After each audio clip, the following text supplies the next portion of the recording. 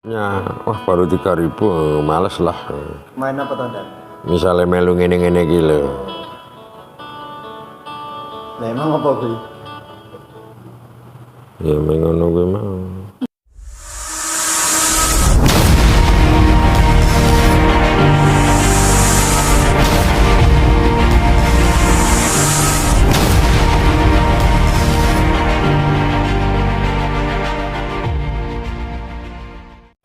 Tetap sehat, penuh semangat, dan berbahaya. Assalamualaikum warahmatullahi wabarakatuh. Jadi kita akan mengikuti sedikit perjalanan Ken Arok dari desa tempat kelahirannya menuju Tumapel, melewati sekian perdikan yang nanti akan kita temukan, juga ketemu dengan Empu Gandring yang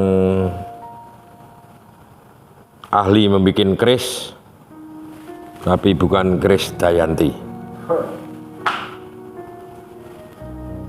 Sejarah Tumapel. Konon sejarah kerajaan Singasari ini terkait erat dengan sosok Ken Arok.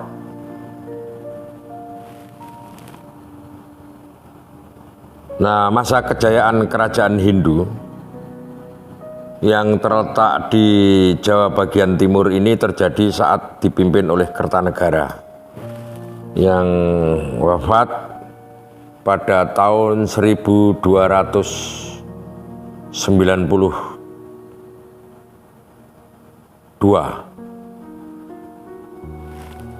dan sekaligus menjadi raja terakhirnya. Nah, relokasi dari kerajaan ini diperkirakan berada di daerah yang sekarang menjadi wilayah Kecamatan Singasari, Kabupaten Malang, Provinsi Jawa Timur.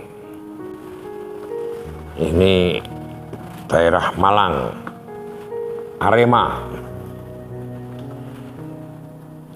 Kanjuruan. Nama sebenarnya dari kerajaan Singasari adalah Kerajaan Tumapel yang beribu kota di Kutaraja. Nah, asal usul penamaan Singasari ini bermula saat Raja Wisnuwardana menunjuk anaknya yang namanya Kertanegara sebagai putra mahkota dan menggantikan nama pusat pemerintahan kerajaan menjadi Singasari. Singasari yang sebenarnya merupakan nama ibu kota justru lebih terkenal daripada nama kerajaan Tumapel. Pada akhirnya orang terbiasa menyebut kerajaan Tumapel dengan nama Kerajaan Singasari. Kerajaan Singasari ini mengalami puncak keemasan pada era raja terakhirnya, yaitu Raja Kertanegara, dan memiliki wilayah kekuasaan yang amat sangat luas. Kertanegara kala itu mencita-citakan menyatukan sebagian wilayah Nusantara di bawah naungan Singasari. Dengan pusat pemerintahan di Jawa bagian timur, wilayah kekuasaan Singasari pada era Kertanegara disebut-sebut mencakup dari daerah timurnya Bali, Sunda, sebagian ke utara, kemudian Kalimantan, bahkan sebagian Sumatera, hingga kawasan Selat Malaka. Ken Arok menjadi raja mulanya. Tumapel bukan sebuah kerajaan, melainkan daerah bawahan kerajaan Kediri. Menurut kitab Pararaton, wilayah Tumapel ini dipimpin oleh Tunggul Ametung yang menjabat sebagai Akuwu atau setingkat dengan camat. Tunggul Ametung memiliki istri bernama Kendedes. Jadi tahun 1222 masih disebutkan dalam Pararaton, Tunggul Ametung mati dibunuh oleh pengawalnya sendiri yang bernama Ken Arok. Ken Arok kemudian menikahi Kendedes yang saat itu sedang mengandung dengan Tunggul Ametung. Dan sementara itu Ken Arok juga sudah mempunyai istri namanya Ken Umang yang juga sedang mengandung dengan Ken Arok. Anak Kendedes dari Tunggul Ametung ini nantinya diberi nama Anusapati.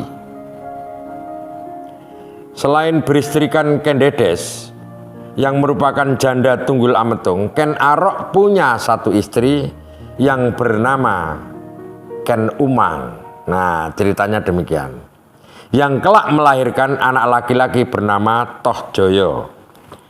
Jadi dengan Ken Arok, dengan Tunggul Ametung itu Kendedes memiliki anak namanya Anusapati. Kemudian Ken Arok dengan Ken Umang memiliki anak laki-laki bernama Toh Joyo.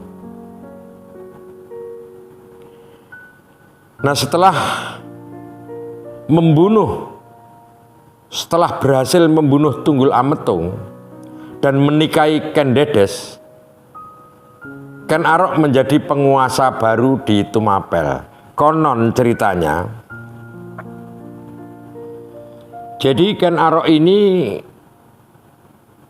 sebelum Tunggul Ametung dibunuhnya sudah melakukan hubungan affair yang sangat sengit dengan Kendedes. Nah, Ken Arok bekerja sama dengan Kendedes dan pembantunya Kendedes bersepakat untuk membunuh Tunggul Ametung. Ken Arok meminta kepada pembantu Kendedes agar ketika Tunggul Ametung dalam keadaan tidur harus diinformasikan kepada Ken Arok. Ken Arok ini kemudian setelah berhasil membunuh Tunggul Ametung, ini berniat melepaskan Tumapel dari kekuasaan kerajaan Kediri. Terjadilah peperangan sengit antara Tumapel menawan Kediri. Tumapel di bawah pimpinan Ken Arok sepeninggal dari Tunggul Ametung, kemudian memenangkan perang tersebut yang kemudian mendeklarasikan diri sebagai raja dengan gelar Sri Rajasa Batara Sang Amurwa Bumi.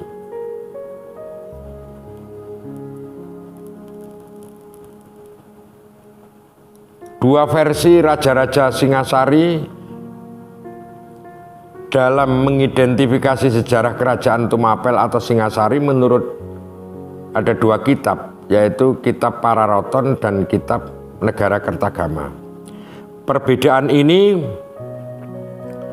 meliputi daftar penguasa dan angka tahunnya. Menurut Kitab Pararaton dikisahkan dalam Pararaton, Anusapati yang merupakan putra Tumapel dari Tunggul Ametung ini berlangsung tahun 1185 sampai 1222. Jadi dan kemudian Kendedes ingin membalas dendam terhadap Ken Arok yang telah membunuh ayahnya pada tahun 1247. Ken Arok mati di tangan Anusapati yang kemudian berkuasa di Tumapel. Namun pada tahun 1249 akhirnya terjadilah balas dendam. Anusapati lewat tewas dihabisi oleh Toh Joyo yang notabene anak dari Ken Umang dengan Ken Arok. Akan tetapi tahta Tohjoyo hanya berlangsung singkat. Jadi pada 1250-an pemerintahannya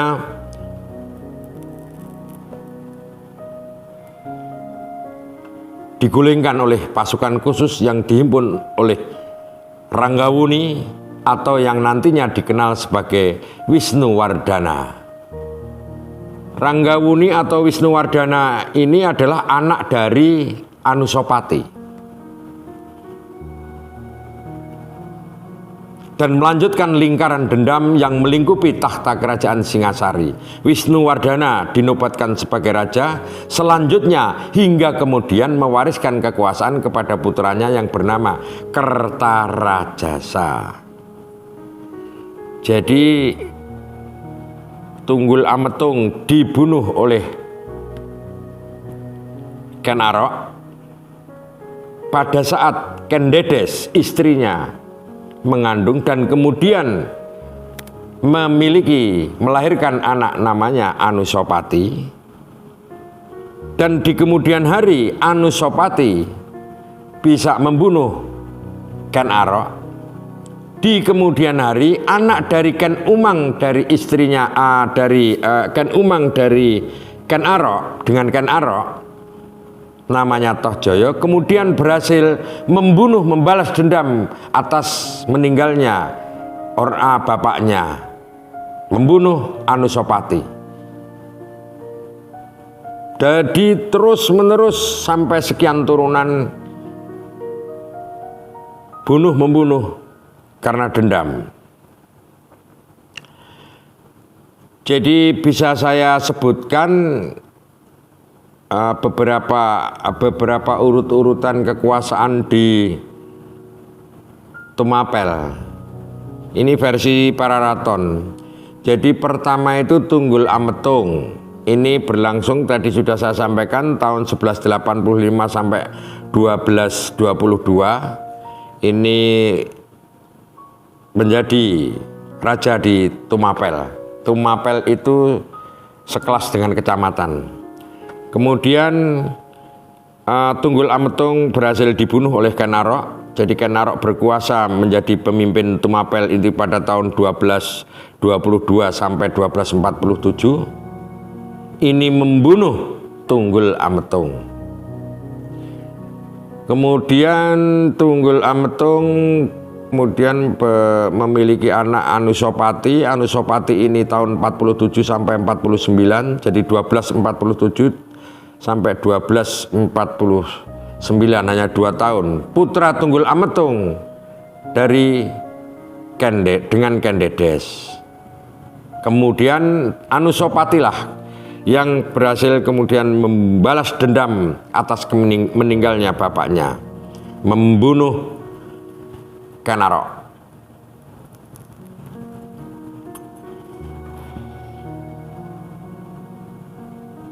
Setelah Ken Arok wafat, maka Anusapati menjadi raja seperti yang sudah saya sebutkan. Kemudian Anusapati berhasil dibunuh oleh Tohjoyo. Ini Tohjoyo ini kemudian berkuasa tahun 1249 sampai 1250. Ini putra dari Ken Arok dan Ken Umang. Berhasil membunuh Anusapati. Dan kemudian Wisnuwardana, putra dari Anusapati, menggulingkan Tohjoyo. Wisnuwardana kemudian memiliki putra bernama Kertanegara. Tadi di 1272 sampai 1292. Ini putra dari Wisnuwardana.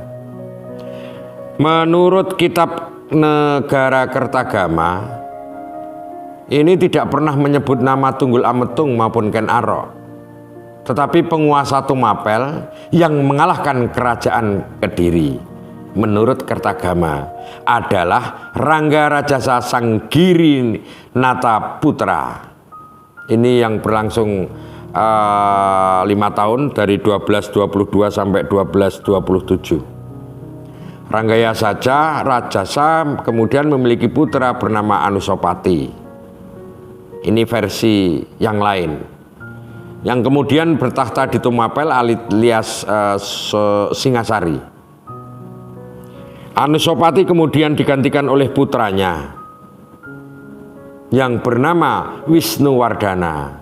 Ini tahun 1248 dan memerintah hingga tahun 1254. Selanjutnya raja terakhir Singasari adalah Kertanegara, putra dari Wisnuwardana, yang memimpin hingga wafatnya pada tahun agak lama ini jadi tahun 1290-an. Sekaligus mengakhiri riwayat kerajaan ini lantaran terjadinya pemberontakan dari dalam.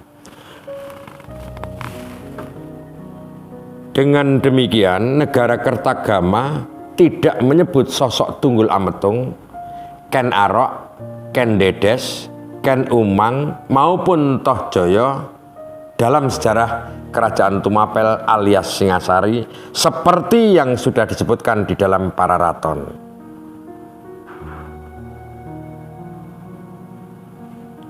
Bisa sedikit saya sampaikan, jadi urut-urutannya Raja Tumapel ini pertama itu ada Ranggarajasa. Ini penguasa Tumapel, kemudian habis Ranggarajasa Anusapati, kemudian Wisnuwardana, ini putra Anusapati, kemudian diganti Kertanegara, ini adalah putra Wisnuwardana. Ada beberapa yang perlu saya ceritakan ulang secara khusus adalah peristiwa Tumapel atau tragedi Tumapel yang melibatkan Ken Arok dan Tunggul Ametung. Ini adalah merupakan penguasa Tumapel. Saat itu Tumapel masih berada di bawah kekuasaan kerajaan Kediri. Tunggul Ametung yang memerintah di Tumapel merupakan rekomendasi bantuan dari Raja Kertajaya yang tengah berkuasa di kerajaan Kediri.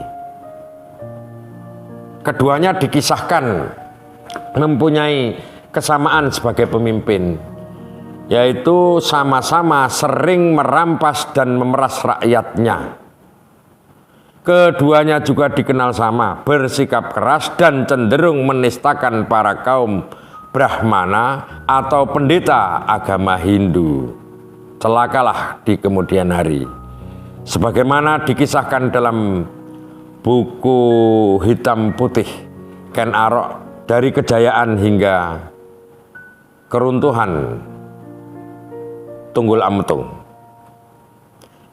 Nah, Tunggul Ametung yang merupakan penguasa Tumapel bukanlah dari golongan atas.